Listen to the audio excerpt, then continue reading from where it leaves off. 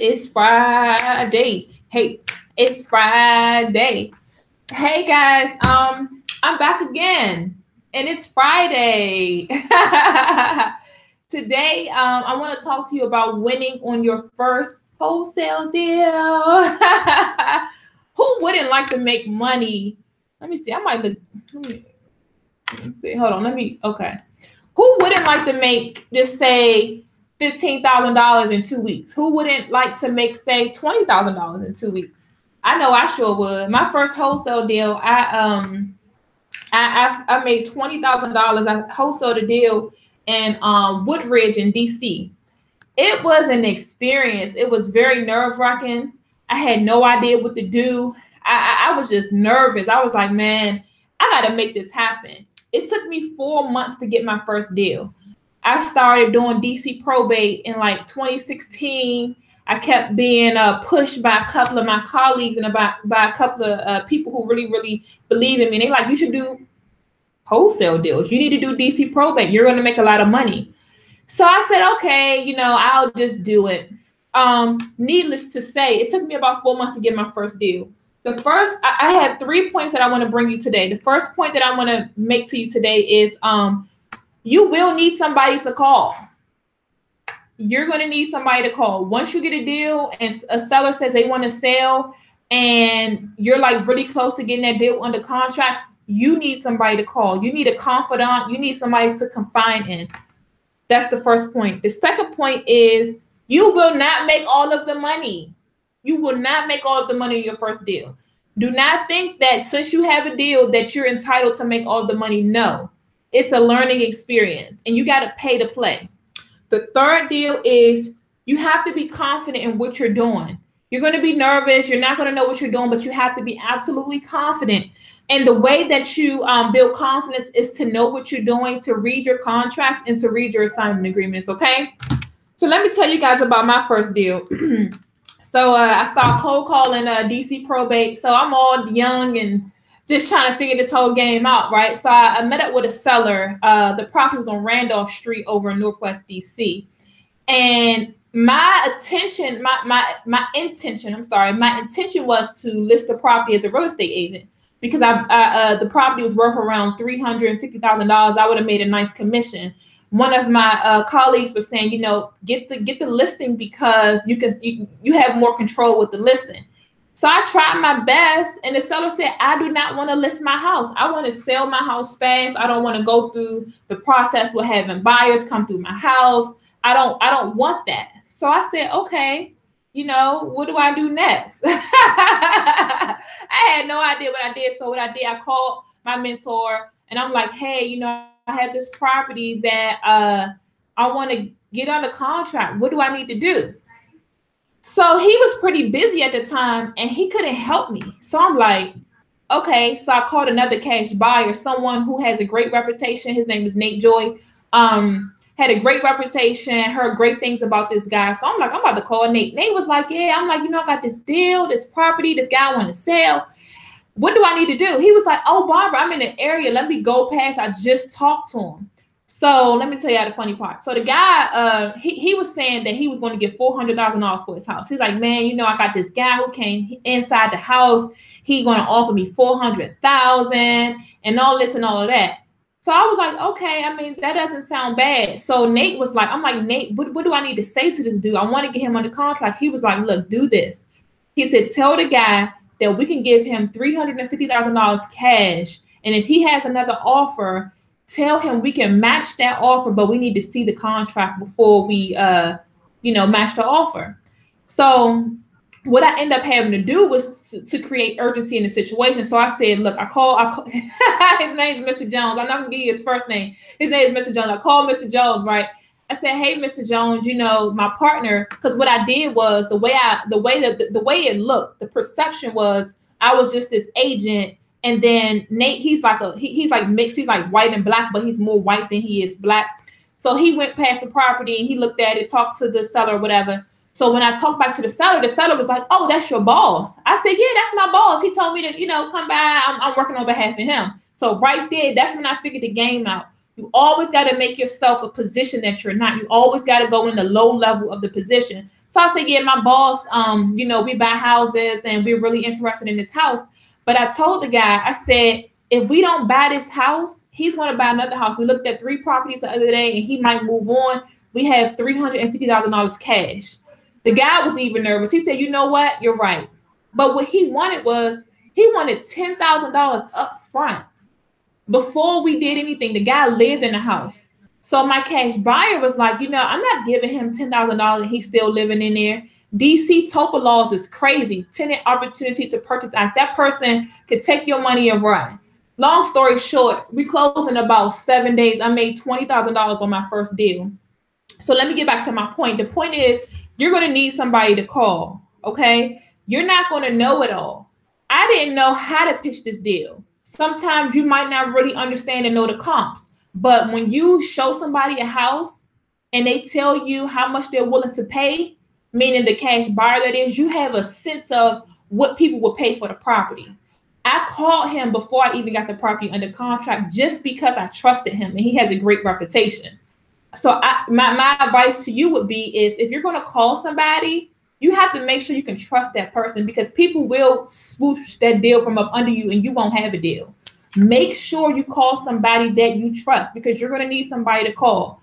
Some people ask me, Barbara, should you market your property before you get it under contract? No, I really don't do that. Only to people I trust. So if I know I sent this property to 2 people and now 15 or 20 people is interested in the property, those 2 people not no good. So you got to know who's good for you and who's not.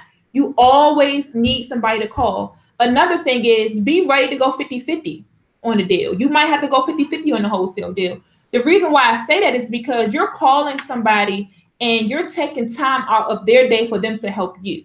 You know, although you want to make money, it's not always about you. You know, you got to respect people's time. I have a lot of people calling me and they want help and things like that. I'm willing to help you, but understand that, you know, my time is valuable as well.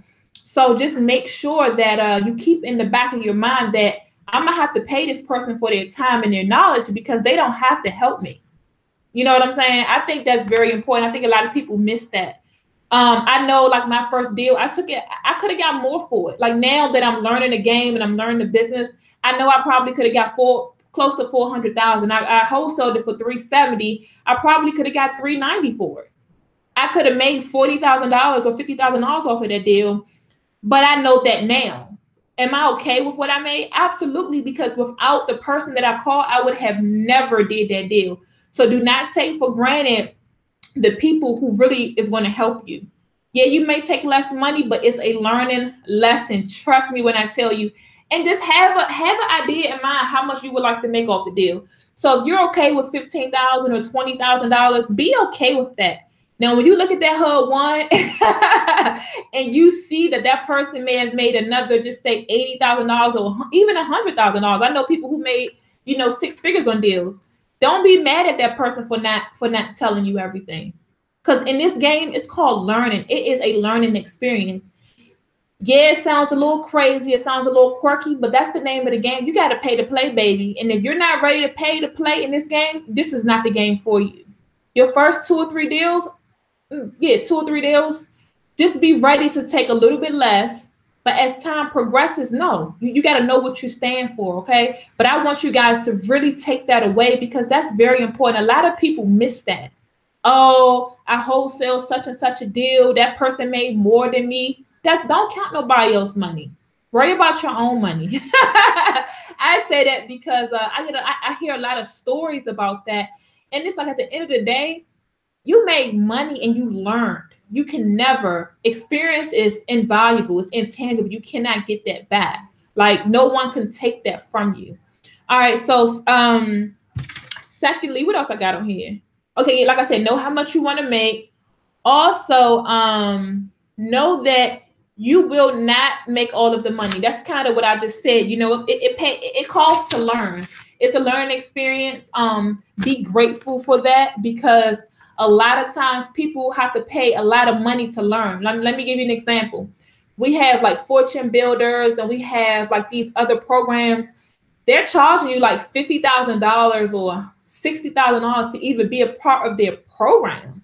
Like this real estate game is so easy. The education that you need is just to come to free meetups, meet a lot of people, get on the phone, and make calls. So I'm saying that to say, if you'll pay somebody $50,000 for your knowledge, don't be mad if you don't, make as much as you would like to make. Just know that it costs to learn. And I also want to say that because, like, I read a lot of books, right? And the books might cost me, what, $20, $10, something crazy like that.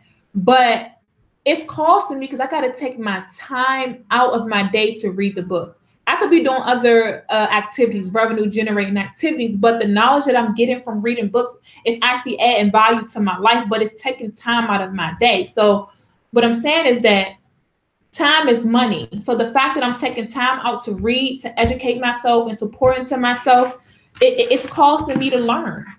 It is. That's just like if we go to college. I mean, I went to college. I don't think having a degree means anything unless you're actually using, like, you're a doctor or something. But a business degree, what is a business degree? Business ain't nothing but hustle, grit, persistence, and sales and marketing. And they don't really teach you that in college. They teach you some book stuff. I don't even remember half of the stuff. I don't remember. I have an associate's degree in business. I don't remember none of that stuff. But I do remember now that I'm in this sales game, okay, how can I have said that better? How can I did this better? How can I get these people to sign this contract? Like, I went on an appointment today. I'm about to get this deal on the contract.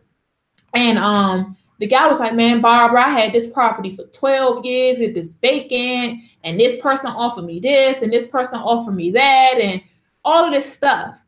But had I not took the time out to learn my craft, I wouldn't have known what to say to this guy. So I said what I said, called him back, say I'm having my partner, we're going to come over here tomorrow. We're going to come look at the property. What's important to you in this transaction? How soon are you trying to make this happen? What do you need? How much money do you want to put back in your pocket? Like, what's important to you? Those are a lot of the right questions to ask. But had I not went through my experiences and had I not, read certain books, I wouldn't have never knew what to say to this guy. I mean, I spent over $10,000 in books and programs just investing into myself. If I can learn 2 things or 1 thing that's going to change my life, it's well worth the money. Please, guys, it costs to learn. Learners are earners. And another thing that I want to, my other point is be confident.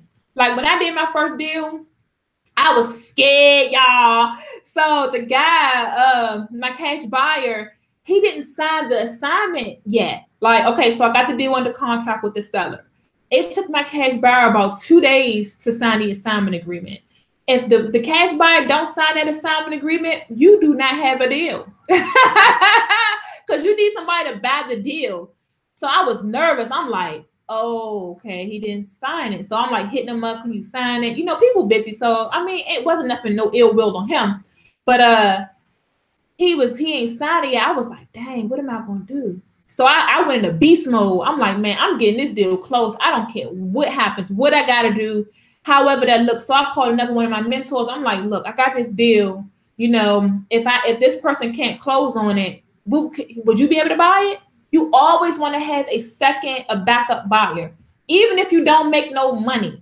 You know what I'm saying? That person might give you $5,000, even $1,000. You always want to have a backup. So with all of my deals, what I do is I'll market my deals to, like, my pocket people who I know will pay for the deal, and I know the number that they'll pay. The number that they will pay for the deal is typically what I got the deal under contract for. So worst case scenario, I don't make no money. You know what I'm saying? That's the worst case scenario. But I have a reputation to protect. So I'm going to close on that deal whether I make money or not.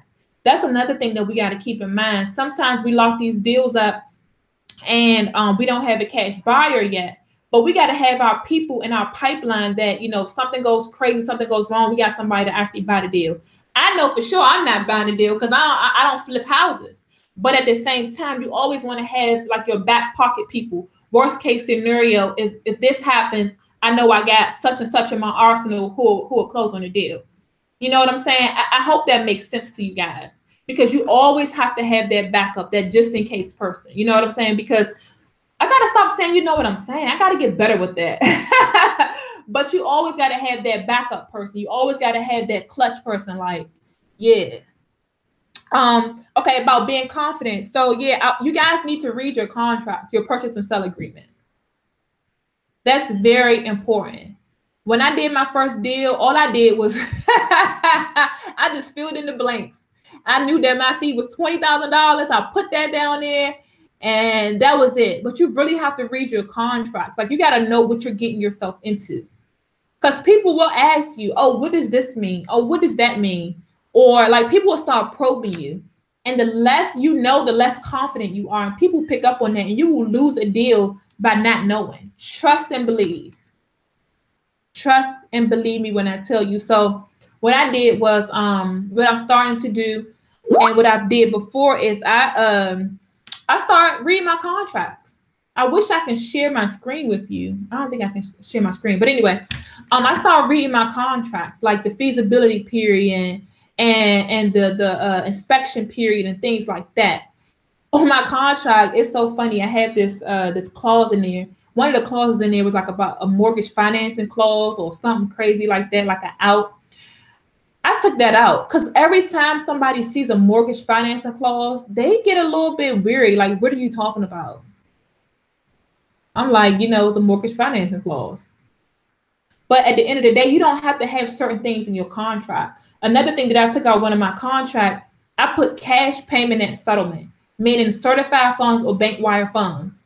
It's the same thing as a mortgage. Like, when money comes into the title company, people don't know where that money comes. People don't even care where the money comes from as long as they get their money.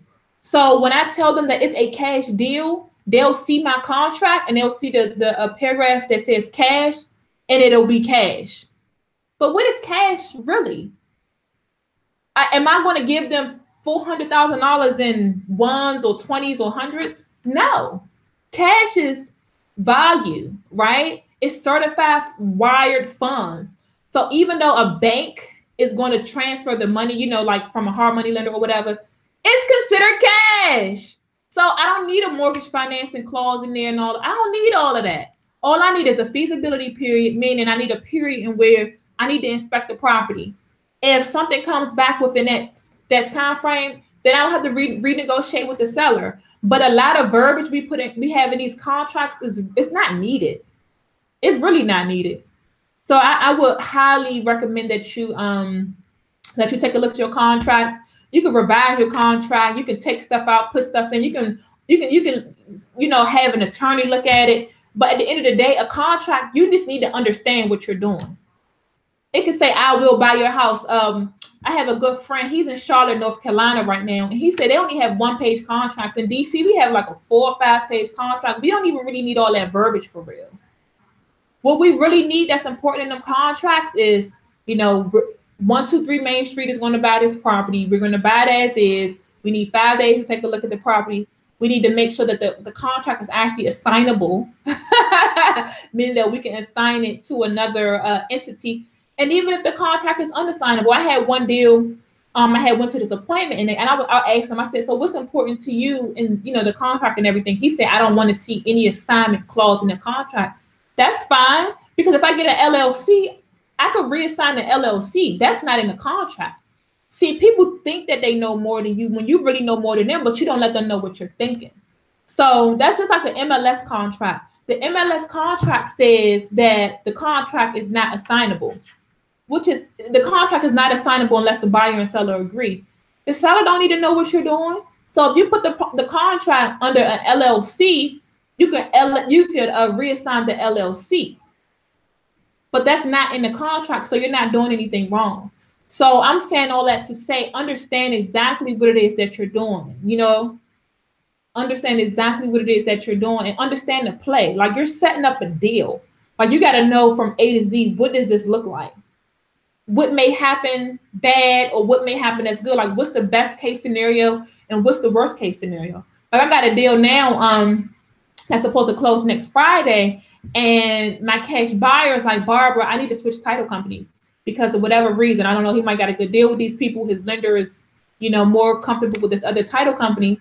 And this particular deal is locked up under an MLS contract. So now I got to figure out the words to choose to say to The title company who already did the work, we're going to have to compensate them something. You know, I really respect people's time. You know, they're not doing work for free. And then I got to let the agent know, okay, you know, now we're switching title companies. And he's already a little scared about the deal. So what I'm saying is that understand what you're doing, understand what may or may not happen, best and worst case scenario. Another thing is read your assignment agreement. Know what you're assigning, know how you're getting paid. Know that if you're going to collect the EMD from a cash buyer, that it is a non-refundable EMD. Now, and make sure that you have a clause in there that if you don't get clear title to the property, that, you know, they'll be refunded their EMD. I mean, that's only fair. If they don't get clear title, you know, you have to give them the EMD back, because it's not, I mean, who would do that? So I'm saying all of that to say that you'd have two types of assignment agreements. You have one type of assignment agreement that is a signable. The assignment agreement is a signable. Or you can have another assignment agreement where the assignment agreement is not assignable. Now, if someone, so if you assign a contract to somebody and they want to put it in a property address LLC, you got to know that that person might reassign the LLC. Like you gotta know. Like, so if you're going to reassign a deal to a cash buyer or whatever, what's the name of the company? Like, I want to know the name of the company. Like, I want to be able to research the company and make sure it's an actual entity that's actually doing business. I don't want to reassign a contract. I don't want to get under contract with someone who's going to reassign the entity, meaning the LLC, because you don't know who the end buyer is. And what you don't want to do is get caught up in a paper race. Like, okay, where's the original assignment? You just got to know. Like, you really have to know. And the way you know is by going to meetups and by having someone that you can call and that you can trust and who's going to be upfront and honest with you. And always keep in the back of your mind that if you're calling somebody, that person is valuable, their time is valuable. So that person should be compensated. I'm really big on that. Anybody that look out for me like that, I'm going to look out for them because it's respect. It's called the nature of the law of reciprocity. You know what I'm saying? I have a lot of people calling me, asking me questions and things like that. And I'm okay to share my knowledge with them because this is what I do. But at the same time, just value that. You know, don't just be gimme, or take. Just say, hey, Barbara, thank you for your time. What do you need? You know what I'm saying? Or whoever you call. I don't know, whoever that person might be. How can I add value to you? What do you need? Can I help you with your marketing? Can I help you do, I don't know, walk your dog? I don't have a dog. I'm just being funny. Whatever that may be, like, we have to add value to one another, if that makes sense. Okay. So yes, guys. So again, win on your first wholesale deal. Remember that you're not going to make all the money, and that's okay. Also, remember that you will need somebody to call. You are going to need a second opinion. Do not do it by yourself. Unless you start doing like more and more deals, of course, you'll have that, your flow, you'll have your process, how you do business. You'll have all of that kind of mapped out. But your first couple deals, call somebody. I know somebody who got beat on their first deal. My good friend, he met this investor, I don't know, from someplace. And the guy was like, the guy told him that, you know, I buy properties, I do this and I do that. So he sent the guy the deal, right? So he never did an assignment agreement. He just did a piece of paper, the guy said, I promise to pay you $8,000 or $7,000, some crazy number, but at settlement. That's just what does that piece of paper mean? Nothing. You got to make sure that title company understands what's going on. You have to be in contact with that title company. You have to let them know this is the deal, this is the position, and make sure my fee go on whatever line that is, assignment fee, project fee, whatever you want to call it. Make sure Barbara Bonds is going to get paid. And if that title company don't understand what you're doing or what you're trying to do, you need to cut it. You got to cut it. Like, you got to make sure that all parties are synchronized. Like, everybody knows what's going on. Because if not, somebody going to be mad. Somebody will be mad. So yeah, that's all I got for you guys today. Comment if you want, like this broadcast, share it with your friends, share it with your family. Call me if you need me. I'm an active wholesaler here in the DC, Maryland, Virginia area. I'm really good at what I do. I'm actually looking to expand my business. I'm looking to get better at my business. I'm looking to close 3 deals per month. So if you guys come across a property, if you know someone, if you're not a wholesaler and you're just walking around your neighborhood, you see a vacant or abandoned property, give me a call. I will help you and pay you a marketing fee. You'll become one of my partners in my business and we'll all eat. But again, if you guys need me, feel free to reach out to me. You can reach me directly. I'm at 202-558-2286. That's 202-558-2286. And you make it a wonderful weekend. Bye.